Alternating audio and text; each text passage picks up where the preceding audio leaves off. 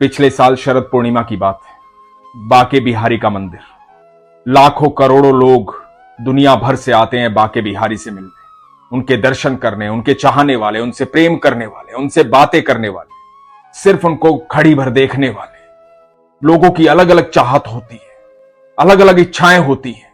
कोई दर्शन करने आता है तो कोई मिलने आता है, कोई बातें करने आता है, कोई सिर्फ निहारने आता है, और कोई ऐसा आता है जो आकर के उनकी आंखों में खो जाता। मंदिर के प्रांगण में पैर रखने की जगह नहीं होती, लेकिन किसी को भीड़ दिखाई नहीं देती है जब एक बार बाके बिहारी को देख लेता है कोई, एक बार उनको निहार लेता है कोई, उसके बाद कुछ दिखाई नहीं देता है।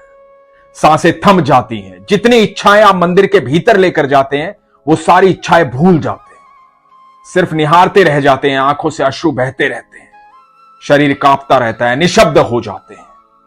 मेरे ठाकुर सबको मोह लेते हैं, और जो उन्हें नहीं देख पाते उन्हें मेरे ठाकुर देख रहे होते हैं। तो हुआ यूं, पिछले साल की शरद पूर्णिमा का दिन, उसी तरह से मंदिर के प्रांगण में बहुत भीड़ थी। कुंज की गलियां लोगों से भरी हुई थी। भरी भीड़ में एक 12 साल का बच्चा जोर जोर से चिल्ला रहा था, बाके बिहारी लाल की जय, बाके बिहारी लाल की जय। तो लोग उसे देख रहे थे और उसके पीछे पीछे कह रहे थे, बाके बिहारी लाल की जय, बाके बिहारी लाल की जय। बच्चा लगातार बोलता जा रहा था, रुक ही नहीं रहा था। गोस्वामी जी ने देखा, मुस्कुराए। सब लोग खुशी से झूम रहे थे। लोग ठाकुर जी की तरफ देख रहे थे, जय जयकार कर रहे थे, अपने मन की बातें कर रहे थे। किसी की कोई इच्छा थी, किसी की कोई इच्छा थी। बहुत भीड़ थी, हमेशा ही भीड़ होती है, लेकिन किसी को उस भीड़ का एहसास नहीं होता, क्योंकि एक बार जब वो ठाकुर जी को देख लेते हैं तो बस उन्हें निहारते रहते हैं। उसी प्रकार की भीड़ थी, और ये बच्चा लगातार चिल्ला रहा था, बाके बिहारी लाल की जय, बाके बिहारी लाल की जय। सब लोग देखने लगे कि बच्चा रुक ही नहीं रहा है, लगातार चिल्ला रहा है, जय जयकार कर रहा है। कुछ लोग पीछे पीछे जय जयकार कर रहे हैं, और इधर उसी भीड़ में एक व्यक्ति लगातार रो रहा है, शरीर कांप रहा है, आंखों से अश्रु बह रहे हैं। गोस्वामी जी उसको भी देख रहे थे। पर यहां ये कोई नई बात नहीं है। ठाकुर जी के सामने बहुत ऐसे लोग हैं, बहुत ऐसे भक्त हैं जिनकी आंखों से अश्रु बहने लग जाते हैं, जिनका शरीर कांपने लग जाता है। कुछ लोग खुशी से झूम उठते हैं। लेकिन ये जो व्यक्ति रो रहा था, ये शांत ही नहीं हो रहा था, थोड़ा दूर खड़ा था। गोस्वामी जी से रहा नहीं गया। गोस्वामी जी उसके पास गए।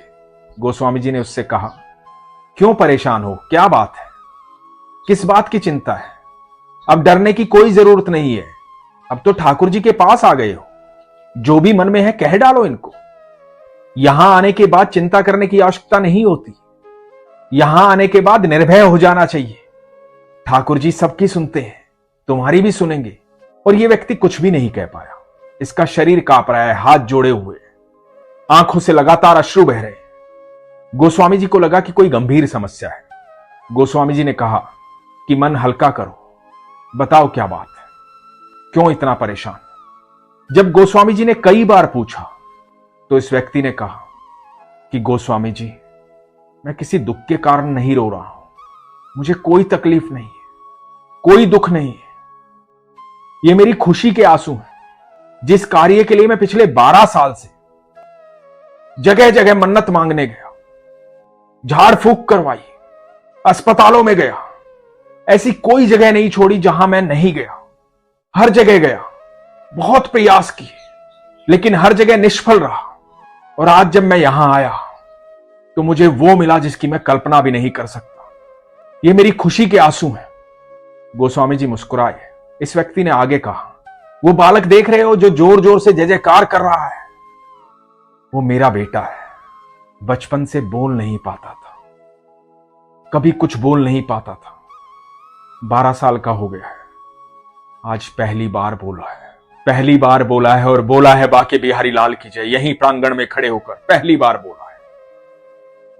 ये मेरी खुशी के आंसू हैं गोस्वामी जी। मेरे ठाकुर ने असंभव को संभव किया। आज मैं खुशी के मारे पागल हूं। ये अश्रु रुक नहीं रहे हैं।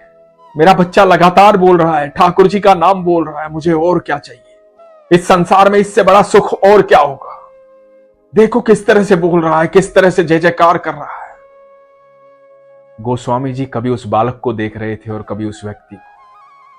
मन ही मन अत्यंत प्रसन्न थे, ठाकुर जी का धन्यवाद कर रहे थे। ये व्यक्ति ठाकुर जी का धन्यवाद कर रहा था। सारी भीड़ वो जय जयकार सुन रही थी, बाके बिहारी लाल की जय, बाके बिहारी लाल की जय, बाके बिहारी लाल की जय। दोस्तों, जो ये कुंज की गलियों में भीड़ होती है ना, लाखों करोड़ों लोग आते हैं।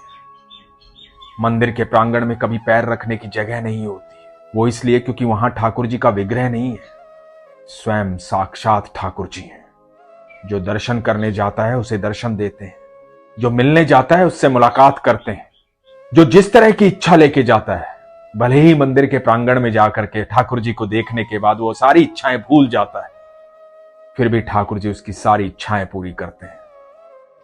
सामने ठाकुर जी खड़े होकर मुस्कुराते रहते हैं। आप भले ही ठाकुर जी को देख पाए ना देख पाए, लेकिन ठाकुर जी अपने हर भक्त को देखते हैं, हर प्रेमी को देखते हैं। जो कोई भी वृंदावन जाता है वो अपनी मर्जी से नहीं जाता है, वो ठाकुर जी की मर्जी से जाता है। जिसे स्वयं भगवान श्री कृष्ण निमंत्रण देते हैं वही वृंदावन जा पाता है। समुद्र शास्त्र में लिखा है, कई जन्मों के बाद ऐसा जन्म आता है जब जीव वृंदावन जा पाता है। तो वृंदावन जाना साधारण नहीं है, आसान नहीं है। यदि आप वृंदावन गए हैं या जाने वाले हैं तो समझ लीजिए कि आपको स्वयं अनंत ब्रह्मांड के रचयिता ने बुलाया है। यदि आप वृंदावन जाते हैं तो समझ लीजिए आप खास हैं। आपको स्वयं अनंत ब्रह्मांड के रचयिता ने बुलाया है, स्वयं ठाकुर जी ने बुलाया है। और यदि आपके जीवन में कोई भी घबराहट है, कोई भी डर है, किसी प्रकार की शंका है, किसी भी प्रकार की चिंता है, कोई भी परेशानी है, तो एक बार, सिर्फ एक बार संपूर्ण मन से, संपूर्ण इच्छा से एक बार भगवान श्री कृष्ण का नाम लीजिए और अपनी इच्छा रख दीजिए भगवान के सामने। इस अनंत ब्रह्मांड में ऐसा कुछ भी नहीं जो उनके लिए असंभव है। वो सब कुछ संभव कर सकते हैं। और एक बार यदि आपने इच्छा रख दी संपूर्ण विश्वास के साथ, तो शंका मत कीजिएगा, प्रश्न मत कीजिएगा। फिर जो कुछ भी होगा वो होगा जो आपके लिए बेहतर होगा, जो आपको सुख देगा, जो आपको प्रसन्नता देगा। फिर वो होगा जो आपके जीवन को सुगम बनाएगा, सरल बनाएगा, सहज बनाएगा, आपको खुश रखेगा, निडर रखेगा। तो एक बार पुकार लीजिए कृष्ण को मन से, आत्मा से। उसके लिए विश्वास की आवश्यकता है।